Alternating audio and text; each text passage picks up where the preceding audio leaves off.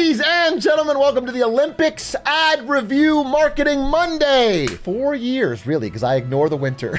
Every 4 years, we look at the Olympic ads to determine which ones are the best and the brightest. First, I want to take you back. January 6th, 1994, in Detroit, Michigan. A woman named Nancy Kerrigan is finishing her figure skating practice. She finishes up her practice for the upcoming qualifiers for the Olympics. She walks down to a hallway right outside the rink. Immediately, as she enters the hallway, a strange man approaches and smashes her in the leg with a metal baton. Her immediate reaction is caught by cameras for the world to see, and it goes incredibly viral. It turns out, after investigation, that the man who attacked her was hired by this man, Jeff Gooley, who was the ex-husband of her biggest figure skating rival, Tonya Harding. People start to think there was a very obvious connection, as the next day after these qualifiers, Tonya Harding wins by a landslide and qualifies for the Olympics. Creates a bit of drama. Now, this drama can't be directly tied back to her at the time, so she's allowed to compete. However, it is a media firestorm.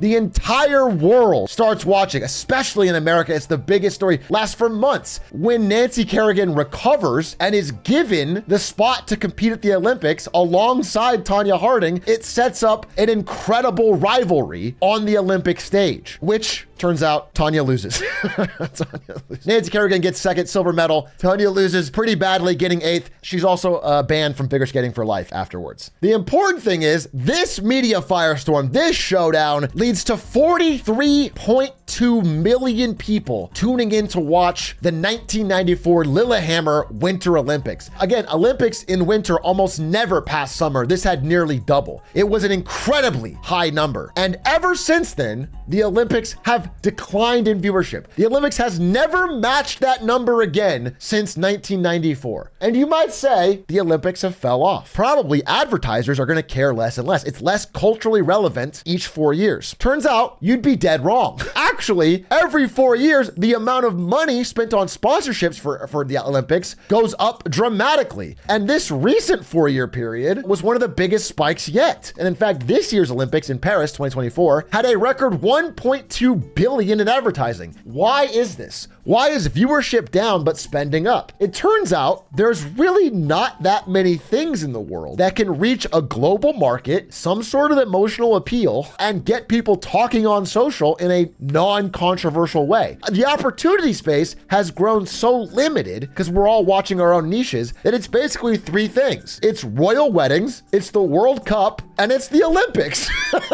And so the Olympic organizers, even though their viewership is down, have no real competition in the years they run. And so every big brand has to pay through the nose increasingly to get these few shots at hitting a global audience. Think about it. Great Olympic moments where you get to be associated with all-time legendary athletes that we look up to are very rare. To be associated with someone like Michael Phelps is like every brand advertiser's dream. And generally, the Olympics are non-controversial, family-friendly, and feature our best and brightest as heroes. Now, occasionally, you will see a blue guy's nuts.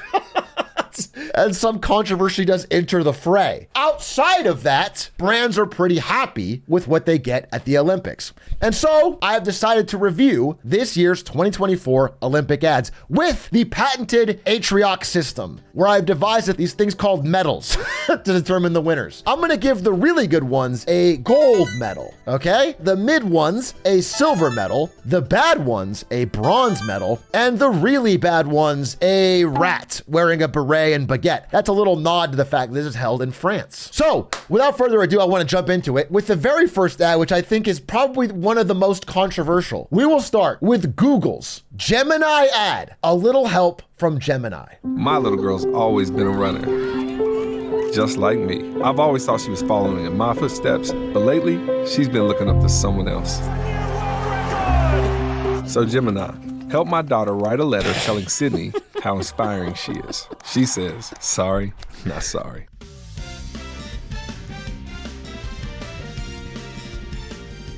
It might might shock you to find out this ad was not well received. It might shock you to find out that at the first half, the heartwarming story of a daughter who looks up to an athlete, having her dad, who says he's good with words, outsource helping his daughter to an AI to write a slop letter that had no humanity in it to send to her idol. Everyone hates that Google AI Olympics commercial. And after a while, after getting absolutely roasted on their own platform, YouTube, Google, who almost never does this, turned off the comments. I obviously have put this immediately in the rat tier. I think it is tapping in. This is similar to me to this ad. When you tap into the larger societal feeling that we all have about the advances in technology that are so rapid recently, kind of crushing the creative spirit and the humanity out of things. Ever since post-ChatGPT, there's a general sense, especially among artists, writers, creators, that AI is like giving them a raw deal. It's stealing their work, devaluing their craft, generally removing the humanity from like one of humanity's greatest efforts. However, I did find this, which is apparently the only good AI advertisement, and it's about pro blue-collar workers.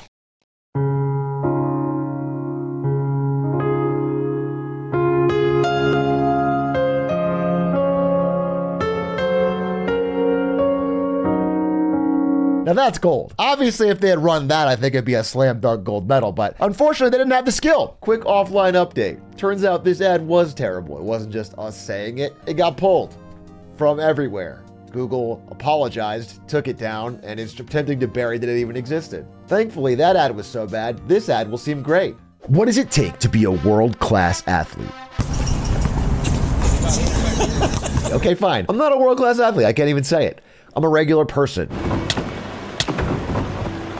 Okay, fine, I'm not a regular person, I'm a stupid streamer. But still, I deal with the problem that many people do, which is balancing convenience and health when it comes to food. I either spend too much eating out, ordering delivery, or I make something unhealthy for myself. Or worse, I skip a meal altogether. That's why today's sponsor, Huel, has been a godsend for me. Huel is no prep meals that don't compromise your health. Just add a shake with some cold water and you've got a convenient and nourishing meal in seconds. My flavor of choice is Huel's Black Edition, which has a nice chocolatey kick to it and no artificial sweeteners. I cannot tell you what a difference it makes when you're hungry and in a rush, but I can tell you this. I've been legitimately using this product for 2.5 months as part of my new training, get Atrioc to the NBA strategy, and I've seen real results. I lost a ton of weight, I got way more energy, especially on the midday where I would normally crash, and I'm not skipping meals, and most importantly, no longer ordering out, spending $40 for a burrito. I can get a nice convenient meal for way, way less. Look, in short, the headline is this. You get a high quality breakfast or lunch for just $3 a meal. If you use code Atrioc, you can get 15% off of that, and you get this t-shirt and shaker, a $40 value for free. Check out Huel, and thanks again to them for sponsoring Marketing Monday.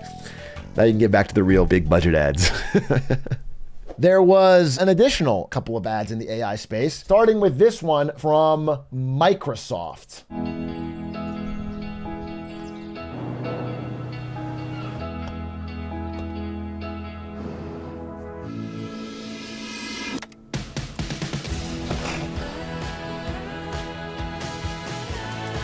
Okay, so it's so funny to me because this one is less nakedly offensive than the last one, but it's also way more confusing and boring.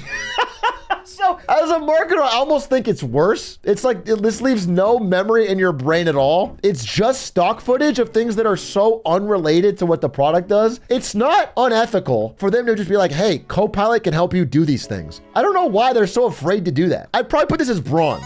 Our next ad comes from Canada. I should mention, Canada is going through a bit of an Olympic spying scandal. I think both men and women's soccer are accused of using drones to spy on other soccer teams' practice and try to steal their...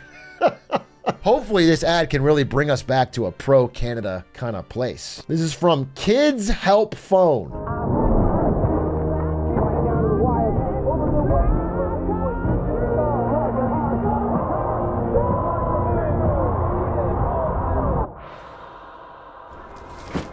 Bad feet, he can't even move. He's not even moving. I can't do this. What if I don't make the cut? So that's no gymnastics for another 6 months.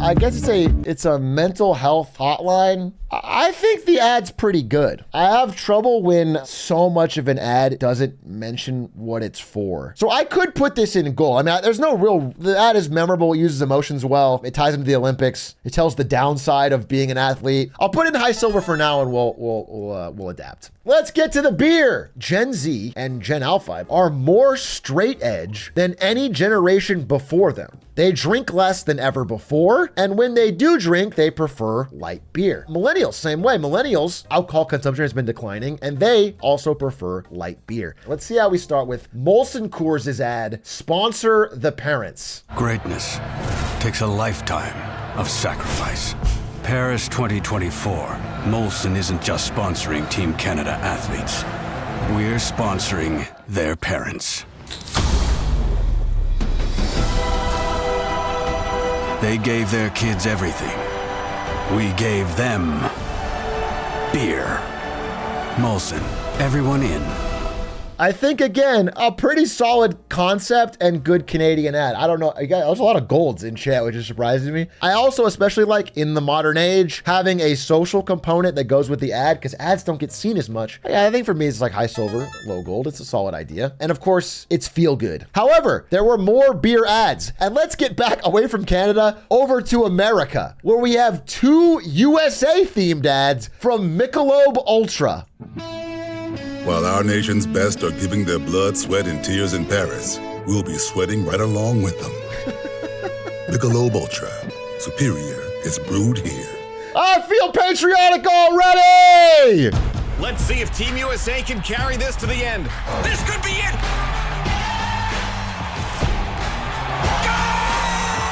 Michelob Ultra. That's the most bronze ad I've ever seen in my life. I'm sorry. That even has like actual stock footage. So unmemorable, just soccer clips plus USA. Continuing. Hey, here's a great one. Who here likes Minions? Get a hold of this ad for Despicable Me 4.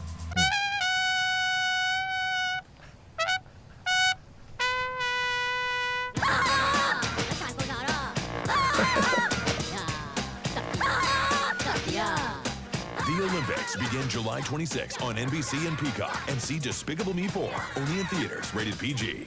Is there something above gold? Because that was the best ad I've ever seen in my entire life.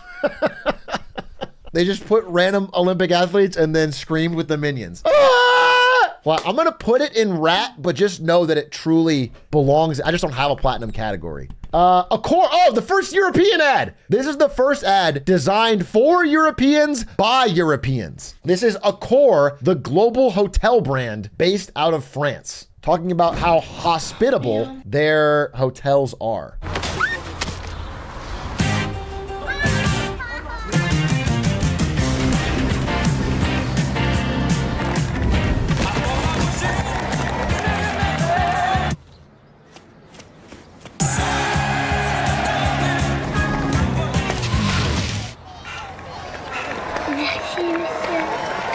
Et moi?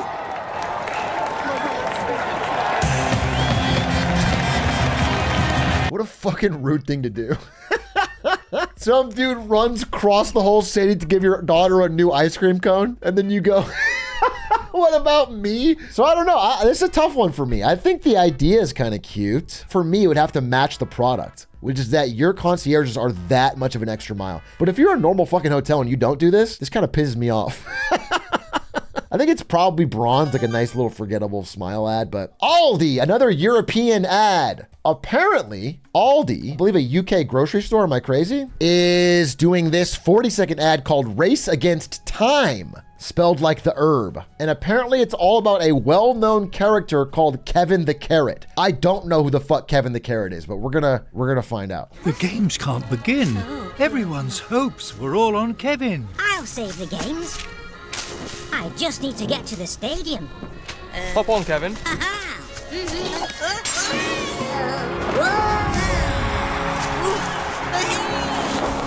Oh, pants. Then our vegetable hero was lifted up higher. He had saved the game. Carrots of fire. Carrots are fire is what he said at the end after he was lit on fire. British people in chat, I'm gonna pull you into Discord. Please join Discord. Hello, Mud. Hello. And what time is it in the UK? In Australia. You're in Australia? It's 2 p.m. I wanted a UK. I want someone in the UK. Yeah, we have Aldi in Australia. I'm kicking you. We have Aldi in Australia. Coyd, can I ask you a question? Sure. Are you from the UK? Yes. Why does your tag say PST? Fuck! You fucking asshole! All right, we have no British people, so I'll choose it for them. Oi, bruv! This hat was a right proper git, isn't it? Rat tier. The next ad comes from the pet food brand Nulo. Every champion's journey begins with a dream. At Nulo, we celebrate the unspoken bond, the companions that don't count laps, only moments with you. They're more than just pets. They're teammates. They say, keep going, friend. With every purr, every tail wag, Nulo helps nourish the dreams, both two-legged and four. For every champion's journey, behind them stands a pet.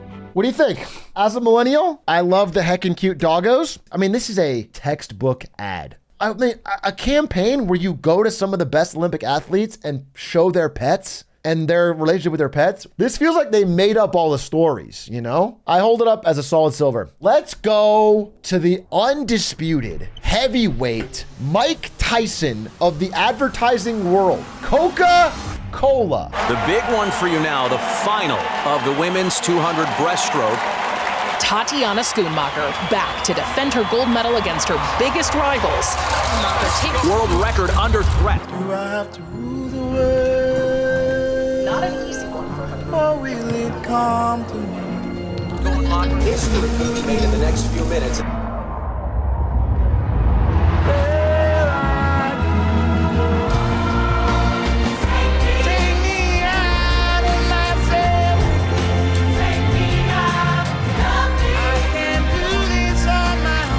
Tatiana Schoonmaker, wow!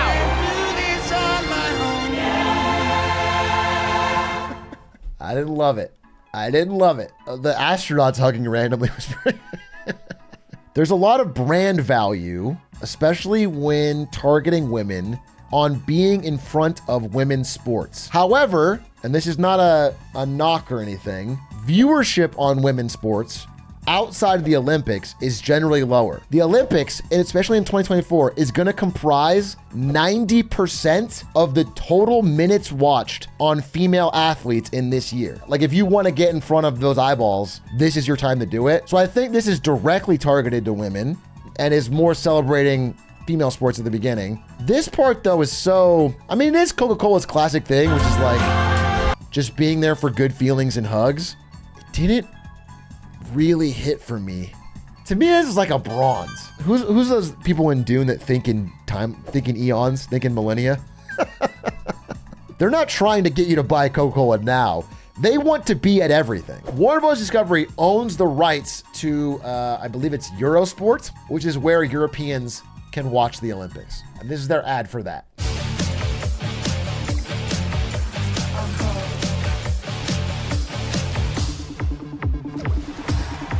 Sorry, I do have to pause. I hate to do this. The poop river. Just a quick update, because there's not going to be a Marketing Monday on this specific topic. They did end up canceling the competition because they could not clean the poop. Which means when the mayor swam in it to prove they had cleaned it up, she swam in the poop river. Because she did do that to prove that it was okay, and then they tested it afterwards, and it still wasn't okay.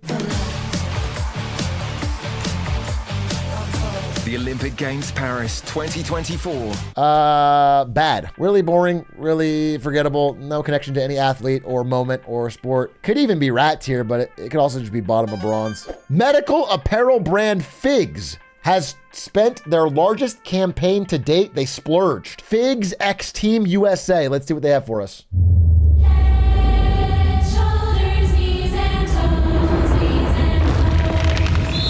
Just relax, I'm gonna get your brace off. Just slow, deep breath, okay?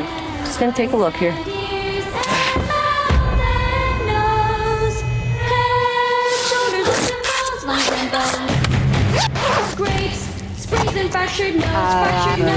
Pop the shoulder right back in the... Wait.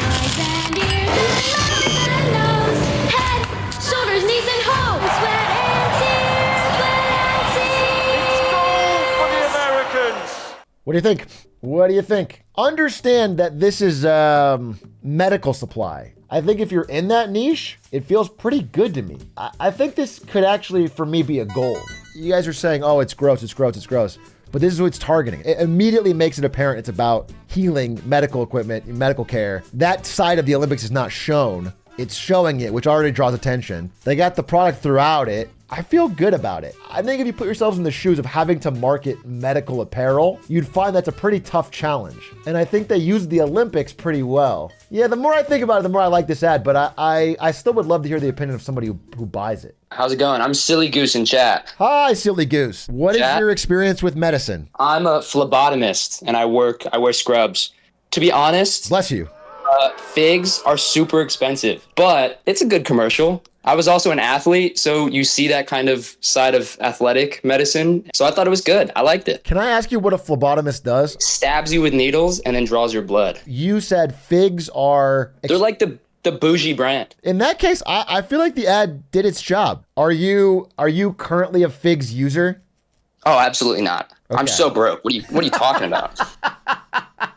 That was interesting. I'm glad I'm doing these little call-ins. I'm learning some stuff I didn't know. I did not know that there's a market for different tiered scrubs that you pay for yourself that have different styles. But I do think the ad was good. This is an ad for European trains, which I feel like is hard to fuck up because European trains are cool. They made it so boring. And she's off, storming to Eurostar, carriage 14. Followed by Green Shirt. This is the moment he's been packing for. Yes, hydration is smart, but not on the home stretch. She takes the gold.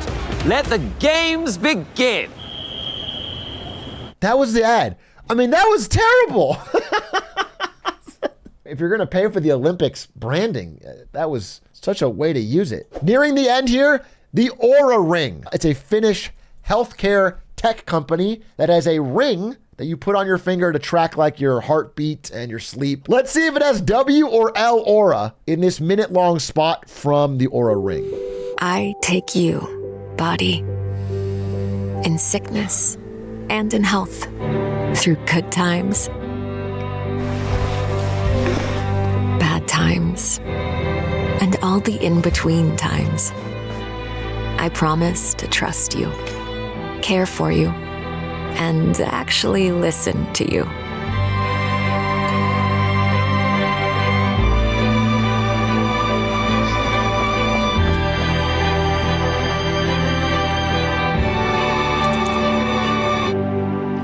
She married her own body, folks. What will the woke think up next? Parasocial ring. I don't know what to think. I'm predisposed against this product because I've heard bad things. I had a friend who was an investor and they lost money and they were pissed. I do think it's a bit of a miss to do an Olympic ad because one of the perks of paying for Olympic ad space is you get to use the rings and all the Olympic accoutrements. It's so un-Olympic. Google used to be so good at ads like these where they would show you using the product and what kind of like what the tracker looks like, and like it would go through the actual process so you could see yourself using it. But I don't know that it's offensively bad. It's probably silver. Probably bronze, I mean. The BBC ran an ad. Brits, wake up! Love. It makes you do crazy things. It makes your head spin. Love. This is so obviously not AI. You guys can't, you gotta learn how to, you're gonna have a tough time in the next decade. Love takes your breath away. When you fall in love, you fall hard. What a devastating blow. Love hurts.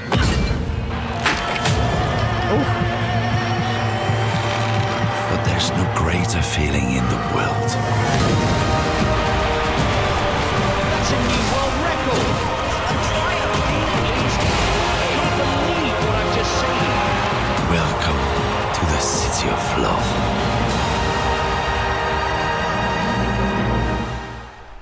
What do you think? I think solid silver, actually, but if you really liked it, you could go gold. I mean, it's kind of easy for them because they just have to talk about how great the Olympics are because that's what they're broadcasting. I thought it was good. And you know what? It's pretty big of a British broadcasting company to be so nice to the French. Oh, dude. Wait, speaking of the French, France's biggest company, Louis Vuitton Moet Hennessy, LVMH, ran an ad called The Mission. It's literally called like The Artisans, and it's about how these elite designers with the best materials handcrafted this Louis Vuitton luggage case for the medals. And it's just so funny as we've recently learned how these high fashion companies outsource almost all of this to sweatshops and have insane 5,000% markups. Rat tier in my mind. The Deep's Olympic ad. Hello, viewers. It's me, the Deep. While you watch humans compete at swimming, think about this. There are fish that are like way faster than them. A black marlin can swim 80 miles per hour. I should know, because one of my best bros is a marlin named Loco. He's crazy. So, like, what's a marlin's big prize? Being grilled with lemon, that's what. It's not fair, bro. Is it right to call humans world champions when they live in the same world as me and Loco? Let that one sink in for a minute. Powerful stuff. I think a gold for the message. And direct, you know? Very direct. Honestly, though, I gotta be honest with you. My main takeaway is that I would love to eat some fish. That looks tasty as fuck. We are now in the big showdown between Adidas and Nike. Famously, for the London Games, Adidas bought the exclusive rights, and so Nike filmed a bunch of ads in different cities named London and ran those ads at the same time. And they also had all of their athletes wear the same color bright yellow neon shoe. And so they ended up dominating all the social mentions for the games, despite Adidas spending way more. It was one of these great marketing coups. But this year they both can run ads. No one had exclusive rights. I'll start with Adidas.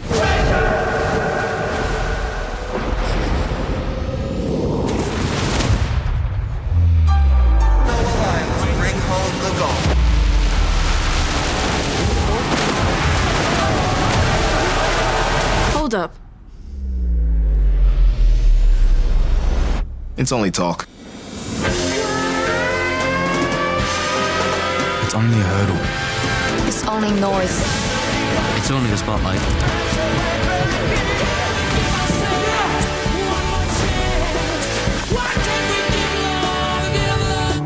Let's go!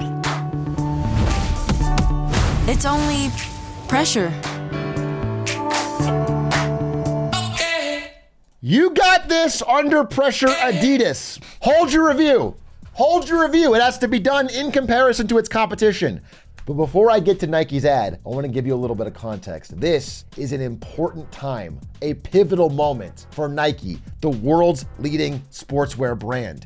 You see, Nike has recently reported terrible earnings, leading to a collapse in the stock. And I read an incredible, insightful breakdown of some of the trouble happening within Nike from one of their former chief marketing officers on LinkedIn. Basically, he says after he left, they brought in a new CMO and a new CEO who decided to save money by focusing on their online-only efforts. And they started spending on direct click ads. It was a massive waste of money. They also got rid of categories. So for a while, for the longest time, Nike used to have categories of people and employees for like running, basketball, soccer, etc. That had a lot of institutional knowledge, so you can get like the best features for that shoe for that group. They fired all those people and replaced it with just men's, women's, kids. Now, I'll have you know, after years of doing that, they realized very quickly that it was a disaster and they brought it back, but they called it not categories, but this new idea called fields of play.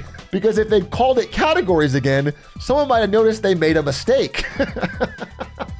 Famously, one of their core philosophies from the early days is Phil Knight saying, the first thing we have to do is capture the market for hardcore athletes, and the casual consumer will follow. It feels like they flipped that. At the same time, both Nike and Adidas are facing competition from outside brands that are innovating even more. This is the brand On, who created a brand new spray-on running shoe that is having a massive debut at this Olympics because it's so incredibly light, it's incredibly sustainable, it can be made super quickly. After 3 minutes spraying material onto a mold, it's complete.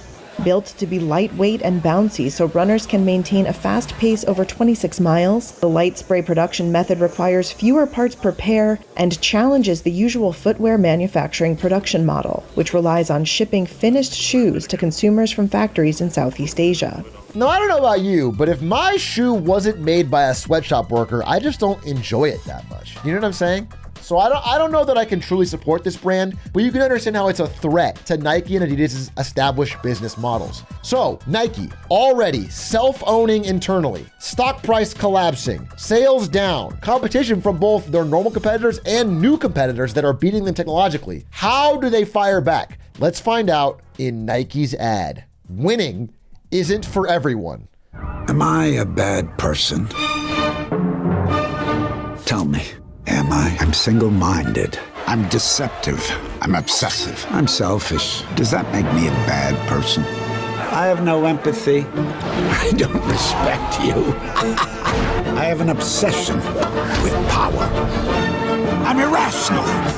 I have zero remorse. I have no sense of compassion. I'm delusional. I'm maniacal. You think I'm a bad person? Tell me. Tell me. Tell me. I think I'm better. I want to take what's yours and never give it back. What's mine is mine, and what's yours is mine. Am I a bad person? Tell me. Am I?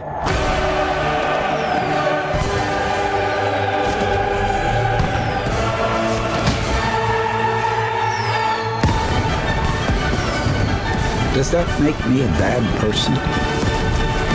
Tell me, does it? What did you think? Because in my mind, that's a gold. That's Nike at their best. I think that's a great ad, man. If you compare it to how safe the Adidas one was. Now, I will say, this is not without controversy, but in my mind, it is the right controversy.